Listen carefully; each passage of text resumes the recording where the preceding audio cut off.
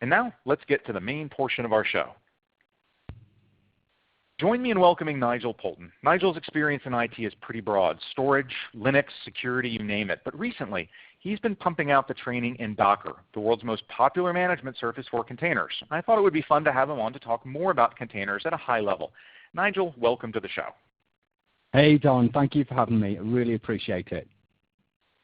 So look, containers aren't really virtualization per se, right? Not in the way of a traditional hypervisor. What are kind of some of the differences in how these things actually work? So I think containers certainly are virtualization, right? But like you caveated, not like what most of us are used to in the hypervisor model. I think in some ways, we could think of them as the next step in the evolution of virtualization. Maybe the best way to explain how containers and containerization differs from hypervisor virtualization is just to do a quick explanation on hypervisor virtualization. So sure. With hypervisor virtualization, I guess we all know you take a physical machine and then you layer a hypervisor directly on top of the hardware. And then that hypervisor creates a virtual machine, right? So virtual CPUs, virtual hard disks, virtual network interfaces, all of that good stuff, that I think most of us are used to. Then for every virtual machine that we carve out on top of the hypervisor, we then need to install an operating system, be that Windows, Linux, BSD, whatever, okay? Well, if you think about containerization as it doesn't create a virtual machine. What you do is you take your physical hardware again, and then at the moment, you layer the Linux operating system, though in the not-so-distant future, that's going to be Windows as well. But anyway, so we take physical hardware, we layer Linux on there. So we've got a single operating system. And then instead of carving out virtual machines with like virtual instances of RAM and CPU and network cards, all we do is we slice and dice the operating system. And you know what I think is a really simple way to think of it, right? Back in the day, right, well, at least for me, I always used to scratch my head and say, I've got an operating system on a server here, right, and it's operating, I don't know, right, 10% of its capability. Why can't I just install 5 or 6 applications on top of that operating system? And there are complexities around that. Well, effectively, that's what containerization allows you to do. Take a single operating system installation and securely run multiple applications on it. And so really kind of the difference is that if I'm running a Linux host, then everything running on that had better expect Linux. It's not like in a hypervisor where I can have 12 operating systems running on the same box. Correct, right. So effectively every application is sharing a common kernel or a common operating system. At the moment, that's Linux. So only Linux applications will work on it. You're effectively taking the Linux operating system and just slicing and dicing it and giving secure portions of it to one application, secure portions of it to another application. So yeah, if you're running Linux, and in the future that'll be Windows too, so even when it is Windows, this is probably worth pointing out, when Windows offers native containerization, you'll only be able to run native Windows applications on there. Now, Microsoft diving into containers soon, and that's going to be coming in 2 flavors, Windows Server containers and Hyper-V containers. Both of those are going to be Docker manageable. And so for folks who've kind of lost track, Docker isn't a container technology, it's a container management technology. And you will be able to use the same Docker UI or whatever to manage your Windows Server containers and your Linux containers. How does Microsoft jumping into the game kind of change the container movement, do you think? Oh, you know what? I think it's going to change it massively, but quite how, I don't really know yet, and I don't think anybody does. There's a lot of speculation out there because Microsoft in the past has not had the greatest reputation, certainly in the open source community, okay? And there's a lot of hesitation around, can we trust Microsoft with open source technologies and what have you? Though I think, to be fair, with Satya Nadella in charge and at the helm at Microsoft these days, he really does seem to be trying to change the DNA of Microsoft, certainly in this space at least. So just as an individual, okay, I think this time around I've personally got quite a lot more confidence that Microsoft will play fair, if I can say that. And I don't mean any disrespect to the way they've done things in the past, but their model hasn't been open source in the past. The Docker project is an open source project. and people are very passionate about that. And so far, and I have talked to some people at Docker Inc., and at least the people that I've spoken to, have had great things to say. Not only about how good the Microsoft engineers are, at coding and stuff like that, but how great they've played as far as, being part of an open source project goes. Now, one containerization technology that a lot of Microsoft people might be familiar with is AppV, and possibly even its server version. And those rely primarily on file and registry filtering and redirecting. So when a containerized application, let's say Office, wanted to write to the disk, it tried to write to your program files or documents or whatever, there'd be this filter that kind of grabbed that and then redirected it over to where the container technology wanted it. Now, is that really conceptually different from what you think Microsoft might be offering in 2016 and what Linux containers have been doing for a while, or all these containerization things really kind of taken broadly the same mental approach? I think at the very high level, Don, then they're very, very similar, Implementation specifics are going to be different per platform, We don't really know, well, at least I don't know yet how Microsoft is going to implement containerization technologies within the Windows kernel. I'm not like a massive expert on Microsoft AppV, but the limited experience that I've had, or the limited exposure I've had to it, was always that it was more of, or at least it was pitched where I've worked, as more of a kind of desktop software delivery application. So yeah, very much so. Now, I don't doubt that it can work on a server level as well, but it seemed to me that at least it was aimed and marketed towards competing with some of like the Citrix and the other RDP type technologies, Now, let's just back up maybe for a second. So as far as Linux goes, so within the Linux kernel over the last, I don't know, quite a lot of years to be fair, there have been hooks going into the kernel slowly but surely that enable containerization technologies. And I know that Google had been a massive force in getting a lot of these technologies into the mainline Linux kernel. And what we've kind of got in the Linux world is we've now got a kernel that natively supports the ability to slice up CPU resources and RAM resources and slice and dice the file system and the network stack and stuff like that. Let me call it, I'm going to call it a secure way, though there is debate around whether or not it's quite as secure as hypervisor virtualization. But I think what we've got is, we've got a Linux kernel that over time has evolved to be able to support container technologies. But then because of the cloud and the way that we're starting to build more distributed and, dare I say, microservice type application architectures, it's almost a perfect storm, Don, where Linux was ready and the market was also saying, you know what, because of the cloud and things like that, we want to build these massively distributed applications and things. The two came together and it's like, wow, suddenly we can, potentially massively change the way that we write our applications, the way that we manage them, the way that we deploy them, the way that we roll them, upgrade them, scale them, stuff like that. And you know what? I think Microsoft looked at that, and said, hey, we need to have a part of this pie. Because, I don't know, maybe AppV could have been tweaked and what have you to do a similar kind of thing, but there's so much momentum behind Docker and containerization at the moment that it may have been the wrong move for them to say, I tell you what, we'll fudge AppV to be able to do this kind of thing. And I think Satya and the guys at Microsoft have, so far, it looks like they've made a great decision. I mean, it's not out there in the wild yet as a production-supported platform on Windows yet, but when that comes, that really could be a great move for them. And I think a big contrast there is that AppV was just an application that you installed, whereas containers, as we kind of think of them in the modern era, are a kernel level thing, and you get some of that control that we're accustomed to having with hypervisors, being able to, as you said, slice off specific amounts of CPU. So it's not just so much about building a wall around the thing, but it's being able to control resources. It kind of reminds me, my first IT job was AS400 management, and we would assign processor time and everything else, and I'm kind of there.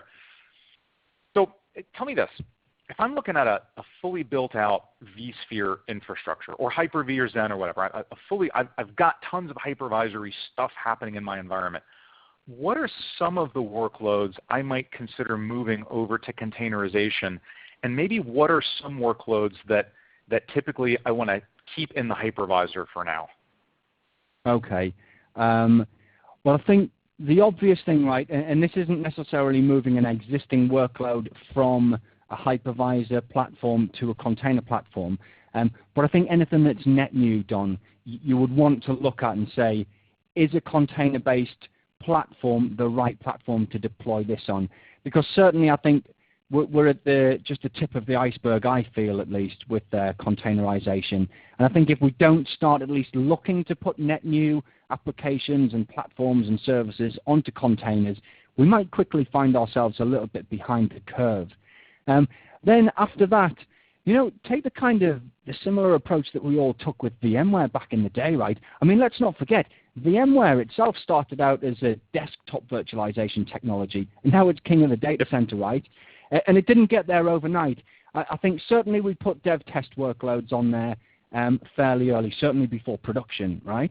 And then we pick, and it's a corny phrase, I know it, okay, but we picked the low-hanging fruit, the easy things, maybe some infrastructure services and things, maybe applications that certainly weren't mission-critical line of business. So, I don't know, net new, definitely. Then just whatever is easiest for you and what's low risk for you as an organization, right? You certainly wouldn't want to be like a bull in a china shop. I don't know if that analogy works everywhere in the world, okay? But, let's say you don't want to be going and grabbing your mission-critical line of business applications and saying, woohoo, we're going to go and containerize these and, then we'll lose our jobs. So, yeah, net new and just see how it goes, yeah. Low-hanging fruit, yeah. So containers really do change the game on infrastructure. I was speaking at VMworld with Ed Horley, and he's obviously a big advocate of IPv6 and helping people understand that. And he pointed out that one thing that was interesting is that a container doesn't represent an operating system, and a virtual machine does represent an operating system. And because containers tend to represent applications, they often have a markedly shorter lifespan than a VM because, especially in, say, a dev test environment, people are recycling these things constantly more often. And that obviously impacts things like DHCP design. If you're going to be recycling something over and over and over and over and over, you can't necessarily think about DHCP leases in the same way. So what are some of the other considerations that an organization needs to have in mind as they start venturing into containerization? What are some of the things that are the easiest to trip up on just because it's such a different model? Right, okay. Just before I get into that, you're saying that a container tends to represent an application. You know what, Don, I'd maybe take that a step further and say, because of the way we tend to design applications that run on containers now, containers, they only represent a portion of an application. And maybe it's something that we'll discuss later, I don't know, but you tend not to deploy your monolithic applications on them. Anyway, so, but back to your question, right? I think the biggest thing is an organizational thing almost. Docker certainly, okay, is very much perceived as being for the developer, right, rather than for the operations person. And you know what? I'm an operations guy, okay, and I'm all over Docker and I love it and everything like that, right? But you know what I worry about, Don, is I worry that organizations will not be savvy to Docker, at least on the operation side of the business, okay, or the operation side of IT, won't be savvy to Docker, and we'll end up with this kind of shadow IT that we all, or at least some of us, got bitten by with regards to cloud like Amazon Web Services and stuff, where we actually didn't know that the developers were going out there and developing and sometimes deploying stuff on Amazon Web Services and other cloud-based platforms, right? They were getting the company credit card out, or sometimes their personal credit card, yeah? And they were just doing it because it was easy. And then suddenly we were hit with like all of this stuff that people are developing and trying to push to production as well on a platform that's not under our control. So yanking that back to Docker, right, I worry that, if we aren't out there talking to our developers and we don't have our ear to the ground, if you will, and we're not really listening to this, that we might think, you know what, we've got no Docker in our environment, when really we do. And then at some point in the future, bang, it's going to hit us, and it's going to be like, well, where did that come from? Well, we're not geared up operationally to deal with this. And I don't mean any disrespect to developers here, okay? They're awesome people, and they make the world go round. I don't doubt that, okay? But most of them don't have a lot of operational experience. And I think there's a massive mindset difference between developers, some developers, okay, and some operations people. And I'm kind of worried that a lot of organizations are going to end up with a bunch of Docker infrastructure, okay, because I think I think you suggested earlier, Don, that Docker is not only a container runtime, but it's also a whole management platform, and there's a whole ecosystem around it, right? So we could end up with all of this Docker infrastructure, if I can call it, that the operations guys are like, well, I don't know how to manage that, and you know what, we haven't got any tools really to manage it in a production quality environment, right? And it's going to be like, well, all hands to the deck, and how do we sort this out? So I would encourage anybody, right, that you're listening to this webinar, you're interested in looking after your IT estate, right? Go and talk to your developers. Have a good, happy conversation with them, whatever. Let's make sure that if there is Docker out there, they're not hiding it from us. We're not going to come in and steamroller it and take it off them or anything, but let's get the operations and the developers talking to each other so that we can do this in a controlled manner, so that we can integrate it into our production governance systems, our workflows, our life cycles, our management tools, all that kind of stuff, right? I've got other things as well, but I don't know if you want to say anything on that particular idea there, Don. No, I completely agree. I think the best way to stay on top of things is to try and get ahead of it. And I really think that's a benefit to folks is find out if your developers are using this, and don't take it as an opportunity to tell them not to. Start figuring it out, because this is going to happen sooner or later, and the more we as IT ops people can keep on top of stuff, the more we'll be part of the team and part of the game. If we just try and put the brakes on it, we're just going to be cut out of the loop, and that's going to come and bite everybody in the end. Yeah. But you know what, a as great well? question from the audience that I want to adapt here real quick, and this is real operational. So I'm a server guy. I'm really accustomed to the old school physical server world. I sit down, I install my OS, and I install some applications. That makes total sense to me in the hypervisor world, because I'm spinning up a pretend machine, I'm installing an OS, and I'm installing my applications. It works a little bit differently. Application in the container world isn't quite the same thing, right? Do I just get a whole container from my developers, or am I installing stuff into a container the way I used to install it into an OS? Right. Okay. So I think, assuming I understand the question correctly, okay, you know what, containers might be a real godsend for you there, okay? So in the hypervisor world, right, a developer comes along and he says, oh, I need a virtual machine or 10 virtual machines or whatever, right? And we go and provision them, and that's, let's just take that number 10, right? That's 10 operating systems that we've got to manage, we've got to patch, we've got to do whatever we have to do with them, right? Stroke them, groom them, all that kind of stuff. In the container world, from an IT operations perspective, I suppose there's at least a couple of ways that this can roll, right? One way would be, okay, so for every physical server that we've got there, we put one operating system on. Like we said, right now that's Linux, okay? Not too distant future, that's Windows. So that's just one operating system for us to stroke, groom, patch, all that kind of jazz, right? Then, as our developers need to deploy applications or components of applications, we could give them containers, spin up containers for them, or we could give them a portal or another management interface that allows them to spin up their own containers, right? Because the container itself is just a slice of the underlying operating system that we're already managing, right? So take a physical server, right? And if we were going to give them 10 VMs, that's the hypervisor we need to manage and stroke and groom, plus 10 operating systems. In the container world, there's just one that we need to look after, right? So that may take some of the operational burden away from us, though depending on how we cut it, right, we may, on the operations side of the business, we may manage containers, though quite possibly not. Just let developers spin them up, tear them down, as and when they want. Now, a difficult thing there, Don, and it's not necessarily technically focused there, okay, but it does raise the question as to if you cross-charge internally in an organization, how do you go about doing that? And also, within the organization, who actually pays for Docker and for the ecosystem and the management platforms that go around it, right? Is it the IT ops guys? Is it the developers? So those are questions which I think nobody really has an answer to yet, and I don't think there's any real consensus there. But certainly on the management side of things, I hope that gives a semi-decent answer. And what about the physical mechanical act of installing an application? Let's say I get some database application that is container compatible.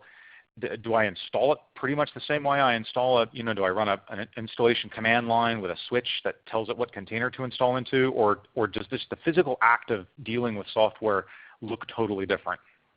So I think it looks totally different, actually, Don. So we'd have our Docker host, and there are other container runtimes available, okay, but Docker is the main one right there, okay? So we've got Linux, and we've installed the Docker daemon on it, right?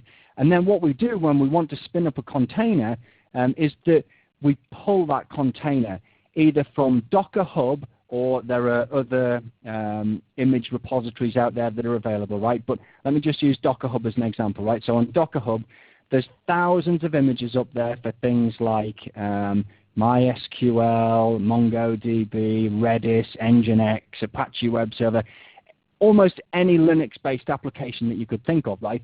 There's an image up there that already has it. Now, some of these images are official, so there'll be an official MongoDB image that the MongoDB guys have put together and have worked with Docker Inc. to actually host that on Docker Hub. But there's also community contributed images, right? So what you do is from your Docker host, you just go Docker pull, and let's say, I don't know, MongoDB, right?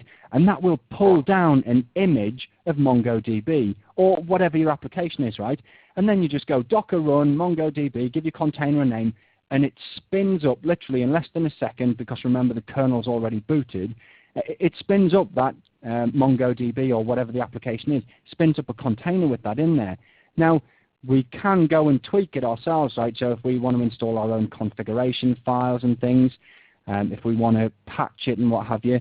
And I guess the most popular way to do that is through a construct called a Docker file, which is just a plain text document that has a very, very simple syntax that says, you can install updates and patches and things. You can copy files into the image so that when you launch a container, then all of your patches and all of your files are already in there. So you certainly wouldn't grab a DVD, right, and whack it in a CD drive in a physical server, if they even exist anymore, DVD drives, right, and go through a next.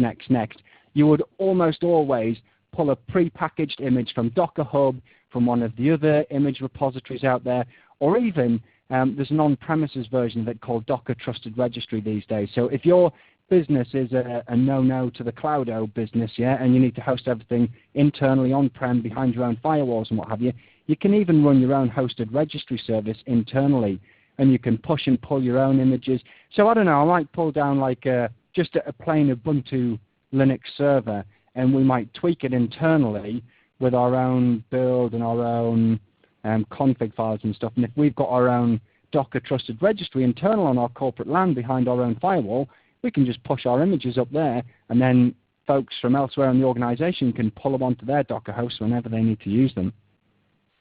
So conceptually, like if you were just making a PowerPoint slide out of it, it's not really that different from how a lot of us use our hypervisors, right? We have a lot of kind of gold master VM images, and these container images essentially fill that role. The difference is they're smaller and they start up faster because they don't also have an entire operating system built into that image.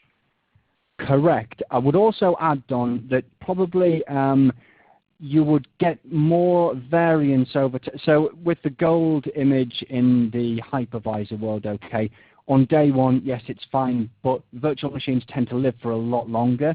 Yeah, so over time they stray from that gold image. That happens less in the container world because we spin them up and tear them down so much more frequently. And instead of, applying patches to a running container, what you would normally do is just alter your image, push the patches to the image, new version of the image up onto your hosted registry, wherever that is, right, and then redeploy based off that image. And so since one obvious use of this is to have, for scale, where I might need multiple containers to be accessing the same data repository, persistent data, is there anybody who's really kind of leading and solving that storage orchestration? Oh, you know what? So that's actually what I was going to mention earlier. I think when you asked, they changed the game and what could we easily be caught out on. So if I can, I'll answer your question, but I'll say as well, I think, right, so traditional storage and certainly shared storage architectures like network attached storage like NAS and SAN and stuff like that, they may struggle in a container world. A little bit like the IP address example you said earlier, right, where, traditional DHCP models might kind of struggle, at the kind of frequency that we're spinning up and tearing down containers.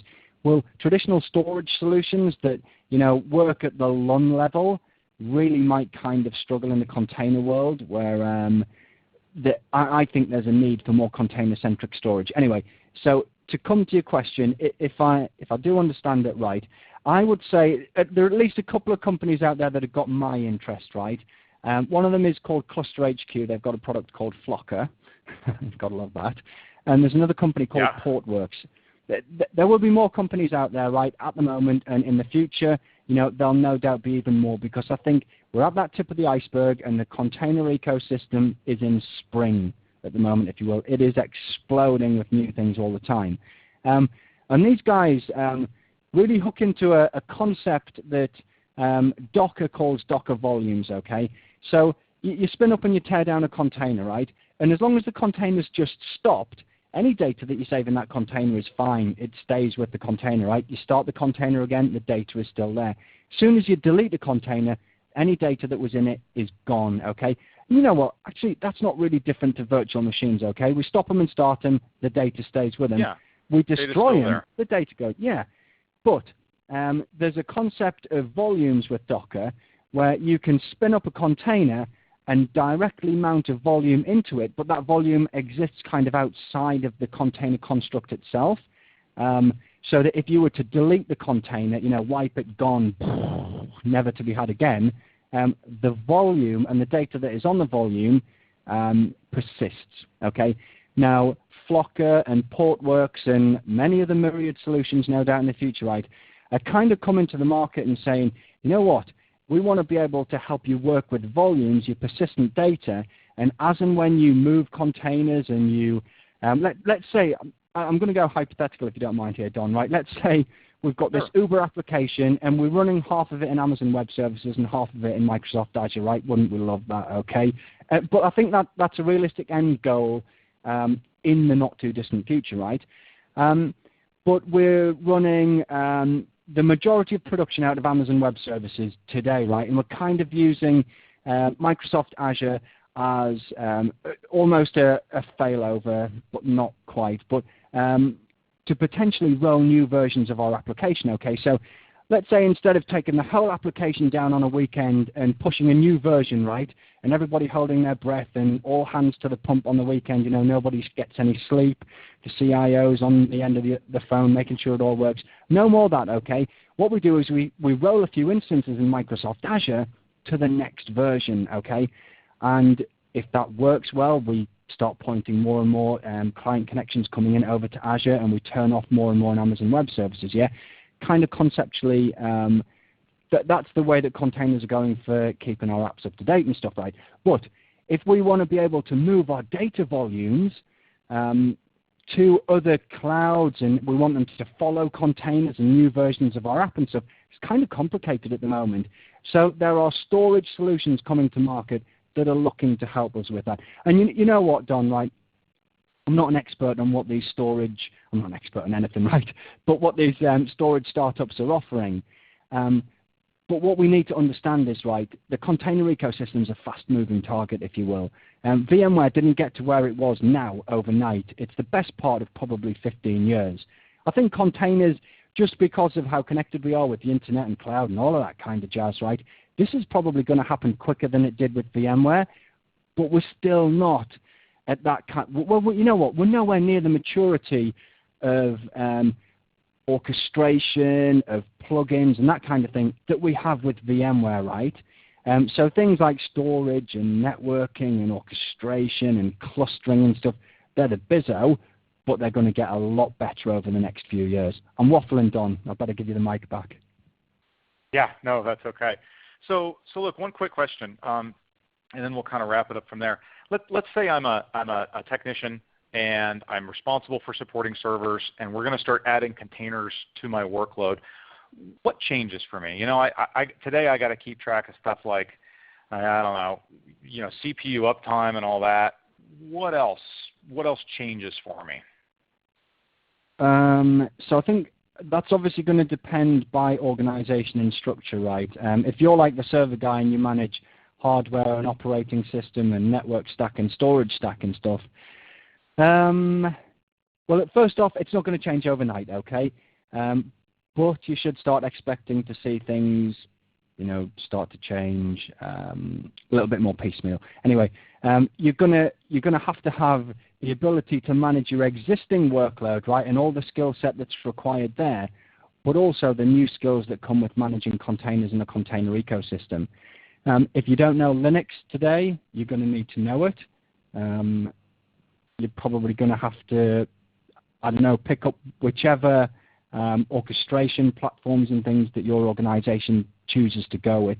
Don, I don't know that that's a great answer to the question, actually.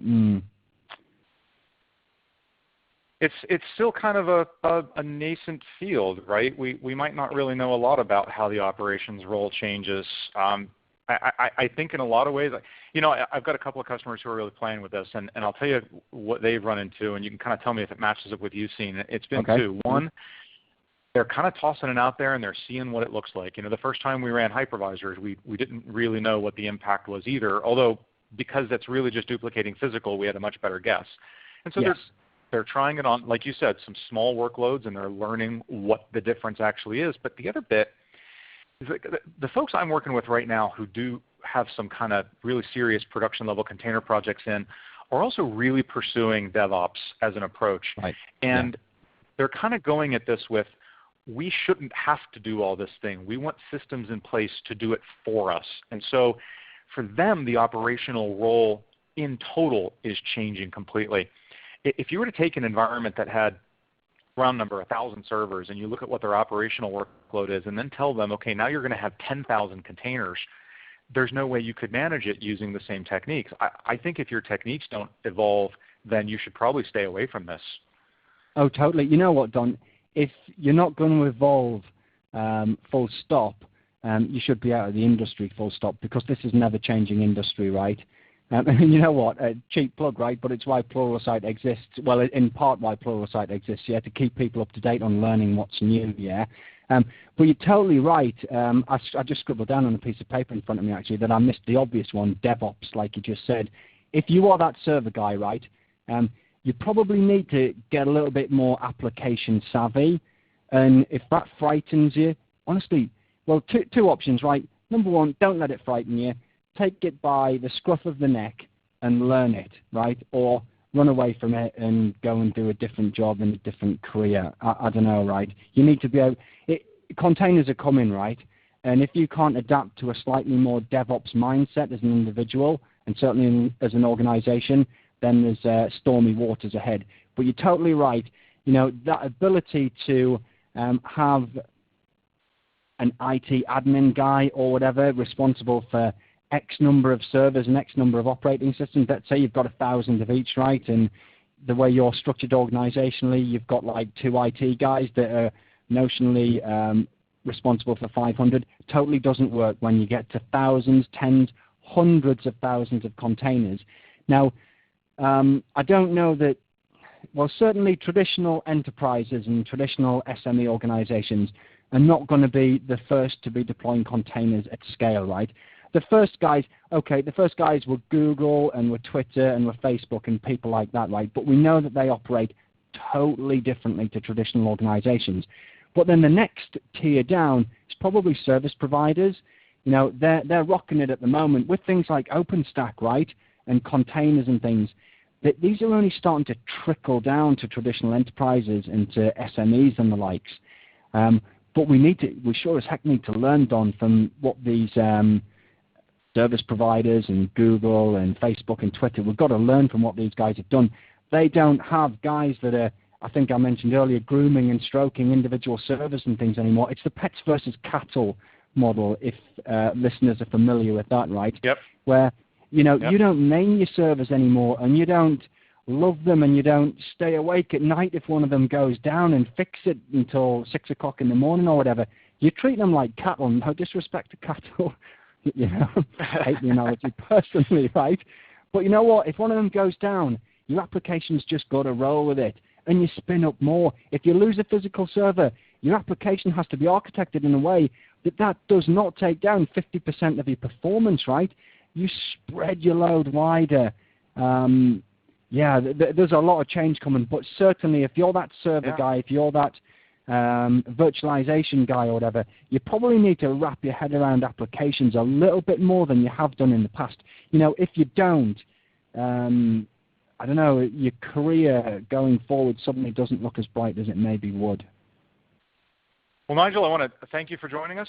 And folks, we've had a ton of really, really technically detailed questions that I know we just weren't able to get to. Maybe Nigel will get you signed up for a Twitter chat, but in the meantime, those of you with the Pluralsight subscription already have access to several courses that Nigel has done that might actually answer some of these technical questions I've seen, including Docker Deep Dive, and your most recent one, right? Integrating Docker with DevOps automated workflows.